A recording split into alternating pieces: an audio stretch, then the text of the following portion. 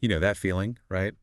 You've had one of those days. You are just physically drained, maybe even aching a bit. Eyelids feel like lead. Oh, yeah. You fall into bed, totally ready for oblivion, and then nothing. Zip. Your brain just kicks into high gear. Yeah, suddenly it's prime time for life admin or, replaying that awkward thing from 7 years back. Exactly. You're absolutely exhausted, but completely, utterly wide awake. It's that disconnect, isn't it? So frustrating. Your body is basically screaming, shut down, but the mind's off running a marathon. Feels like a betrayal, honestly. It really does. And that mystery, why we can be so shattered yet totally wired, that's what we're going to dive deep into today. Mm-hmm. Based on the sources you shared, we're going to try and untangle what's actually going on biologically and maybe more importantly, talk about some practical stuff you can actually do about it. Okay, let's get into it.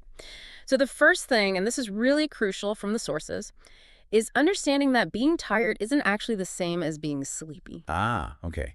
Tired versus sleepy. Exactly. You can be physically fatigued, after a long day or a workout. Your body needs recovery, but that's distinct from your brain being in the right physiological state for sleep. Right. So the body's waving the white flag, but the brain's not quite ready for the sleepy time signal. What signals are supposed to get the brain there then?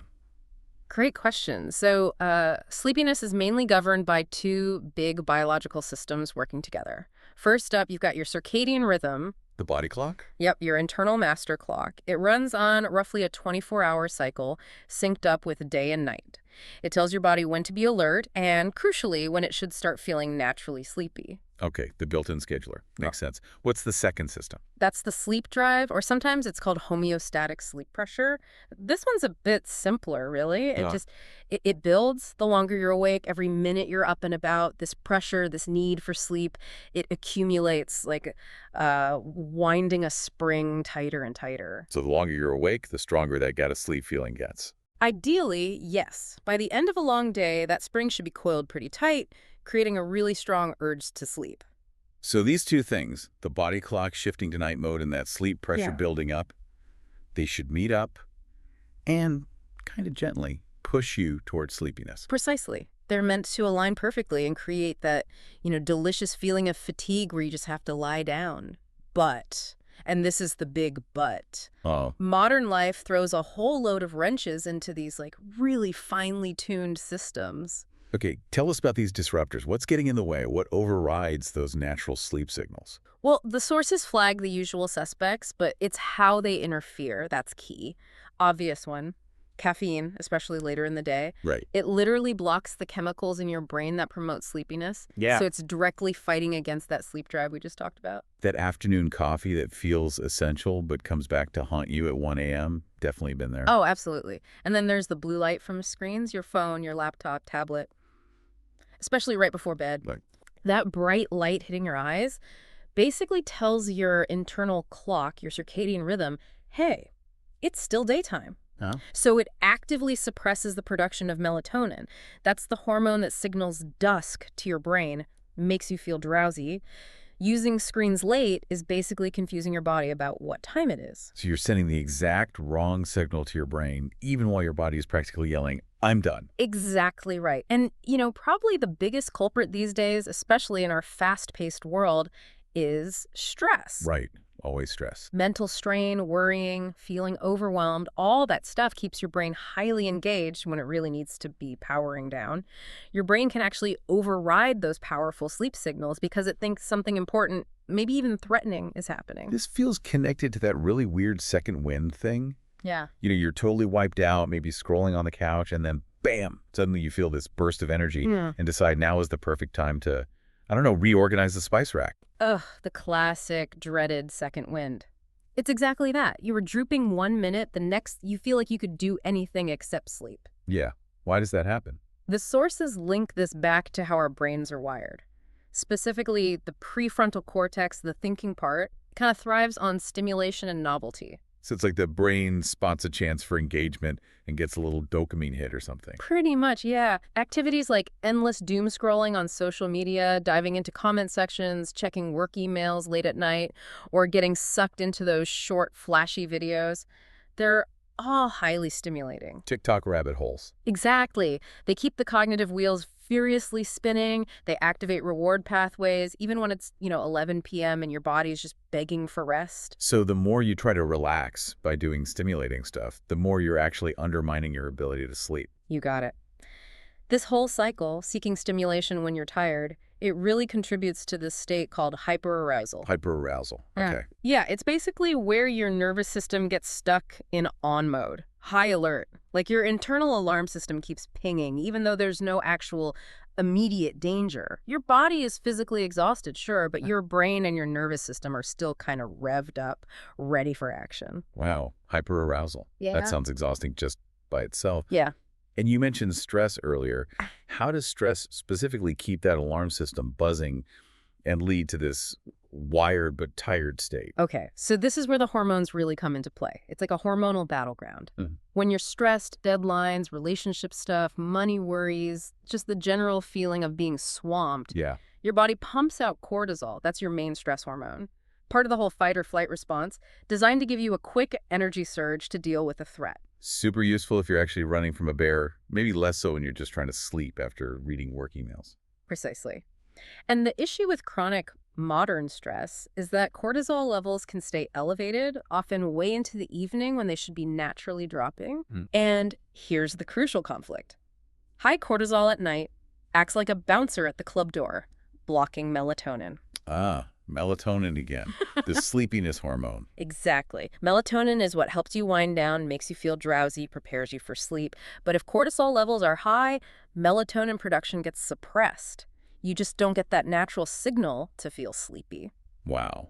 So you're physically knackered, your body clock is saying it's nighttime, but these high-stress hormones are actively squashing your sleep hormone and keeping your nervous system on red alert. That really is the definition of wired but tired. Absolutely. Your body wants rest, desperately needs it, but your internal chemistry and that activated nervous system are basically fighting against it. It's incredibly common, especially these days. Are certain people more likely to get stuck in this state than others, based on the research? Yes, definitely. The sources point to a few groups who often find themselves in this situation. High achievers and overthinkers are prime candidates. Makes sense. Their minds are just constantly going problem solving, planning, analyzing. It's really difficult for that kind of mental engine to just switch off when they hit the pillow. It's like their brain's default setting is on and process everything. Right. Another big group is parents, especially new parents.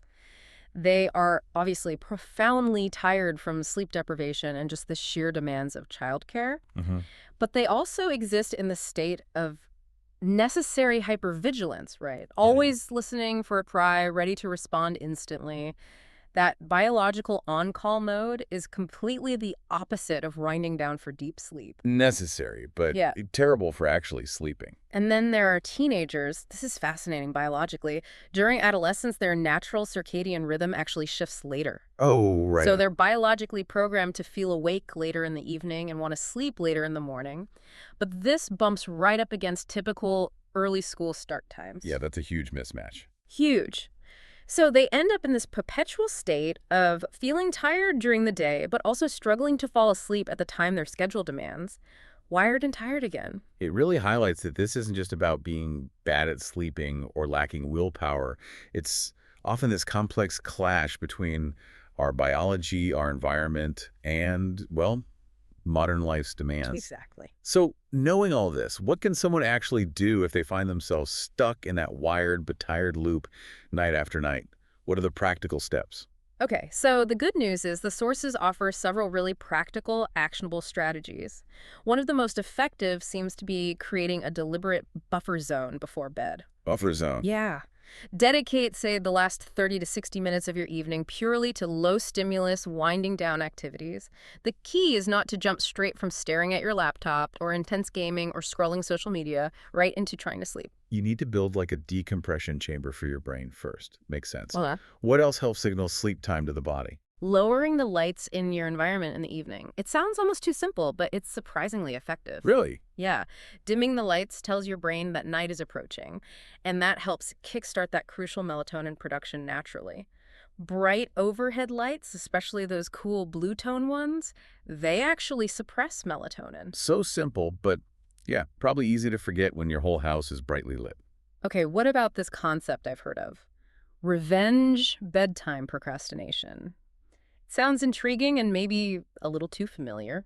Oh, it is incredibly relatable for many people. Hmm. Revenge bedtime procrastination is basically when you deliberately delay going to sleep even though you're tired, specifically to claw back some personal time that felt lost during a really demanding day. Mm. If your whole day felt like it was just work, chores, maybe taking care of kids or family, you might feel like the only time that's truly yours is late at night after everyone else is asleep. So you sacrifice sleep to scroll or watch TV or just sit and be without any demands. So you're basically getting revenge on your hectic day by stealing time from your sleep. Yeah. Okay, yeah, I've definitely been there. Deciding 10:30 p.m. is the perfect time to start researching a new hobby I'll probably abandon tomorrow. Exactly. We've all done variations of it. The sources suggest that instead of sacrificing precious sleep, try to proactively schedule small pockets of personal time during the actual day. During the day, like how? Even just 10 or 15 minutes, a quick walk outside, listening to a couple of songs you love, maybe just sitting quietly with a cup of tea, doing absolutely nothing productive. It can really reduce that feeling of needing to reclaim time late at night. That's actually a really powerful reframing. Instead of revenge later, schedule little bits of freedom now. I like that. Okay, and for those racing thoughts, the brain that won't shut up. A brain dump is highly recommended for that. Maybe an hour or two before your buffer zone starts, just grab a notebook and pen and write down everything that's swirling around in your head. Yeah, your to-do list for tomorrow, worries that are bugging you, random ideas, things you need to remember, whatever's occupying mental real estate. Getting it down on paper can kind of signal to your brain, okay, it's captured. You don't need to keep juggling this right now. Like closing all the open tabs on your computer before you shut it down. Exactly like that. Yeah. And finally, sleep-focused tech can be helpful if used mindfully, not as another distraction, but as a tool. Such as? Well, apps like Calm or Headspace offer guided meditations, relaxation exercises, sleep stories. Things like Sleep Cycle can track your sleep and use smart alarms. Even just a simple white noise machine can create a more soothing sound environment and help quiet a busy mind. The key is using them to support sleep, not just another screen to stare at. Right. Use the tech strategically. Okay, these strategies sound genuinely helpful for managing that immediate wired feeling tonight. But what about the bigger picture? What happens if someone is chronically stuck in this state, consistently not getting enough sleep? Ah, yeah. That's where the science on sleep debt comes in, and honestly, it's pretty stark. Chronic sleep deprivation, consistently getting less sleep than your body actually needs, creates this accumulating debt. A death. Yeah, and importantly, it's a debt you can't just pay back by having one long lie-in on Saturday morning. Oh, really? Really, getting even just an hour or two less than you need each night stacks up. And that accumulated sleep debt has really significant negative impacts on, well, pretty much everything. Like what kind of impacts? It impairs your memory consolidation, your ability to focus and concentrate, your decision-making skills, your emotional regulation, your mood. Wow. And it even impacts your physical health over the long term, links to immune function, metabolism, cardiovascular health. The research is incredibly consistent on this. Bodies like the National Sleep Foundation recommend 7 to 9 hours of consistent sleep for most adults. That's for optimal cognitive function and overall well-being. So trying to tough it out on, say, 5 or 6 hours isn't just making you feel tired. It's actively hindering how well your brain and body work. Precisely. Sleep isn't some kind of luxury you can just opt out of when you're busy. It's a fundamental, non-negotiable biological requirement. Like breathing or drinking water. Exactly. Ignoring that requirement has real, measurable consequences for how you function, think, and feel every single day. That really puts it in perspective. Are there any sort of interesting new areas of research or technology looking at tackling these sleep issues? Anything emerging? Yeah, the sources touched on how technology is evolving beyond just basic tracking. There's exploration into things like AI and smart beds. Smart beds. Yeah, the idea is they could potentially personalize your sleep environment temperature, mattress firmness maybe, and even your routine based on real-time biofeedback, tailoring the support to you specifically. Wow. Okay. That's pretty futuristic. It is. And even now, existing wearable tech, things like Oura rings or Whoop bands, they're giving people much more detailed data about their sleep stages, their recovery scores, their accumulated sleep debt. And that information can be really empowering. It helps people connect their daily habits and choices to their actual sleep quality and maybe make better decisions about their routine and lifestyle. using data to understand and hopefully improve this really complex relationship we all have with sleep. Okay, so for anyone listening who wants to dig deeper into some of these ideas or find some resources, what did the sources specifically recommend? Well, for a really deep dive into the science, the book Why We Sleep by Matthew Walker is mentioned frequently and was highly regarded. Okay, why we sleep. And for practical tools, as we touched on, apps like Calm, Headspace, and Sleep Cycle offer things like guided meditations, sleep stories, soundscapes, and tracking features. Lots of options there. And any specific techniques people could try maybe even tonight? Yeah, simple but effective things. Huh? Techniques like progressive muscle relaxation, where you systematically tense and then release different muscle groups throughout your body. It really promotes physical relaxation. Or breathing techniques like the 4-7-8 breath. That's inhaling quietly through your nose for a count of 4, holding the breath for a count of 7, and then exhaling completely through your mouth for a count of 8. Doing a few rounds of that can really help calm the nervous system. Simple, accessible things to try. Okay, this deep dive has really hammered home that feeling physically exhausted but mentally buzzing is, well, incredibly common. It really is. And it often boils down to that mismatch between our biology wanting sleep and our modern lives, which are often too stimulating, too stressful, right up until bedtime. It's not a sign that you're fundamentally broken, Not at all. but maybe more of a signal that your nervous system is stuck in that hyperarousal state, and your mind needs some dedicated time to decompress before it can actually align with your body's need for rest. Absolutely. It's about consciously creating that boundary, that transition between your active day and your necessary rest period. Your mind needs that buffer zone to shift gears just as much as your body needs to physically lie down. Right.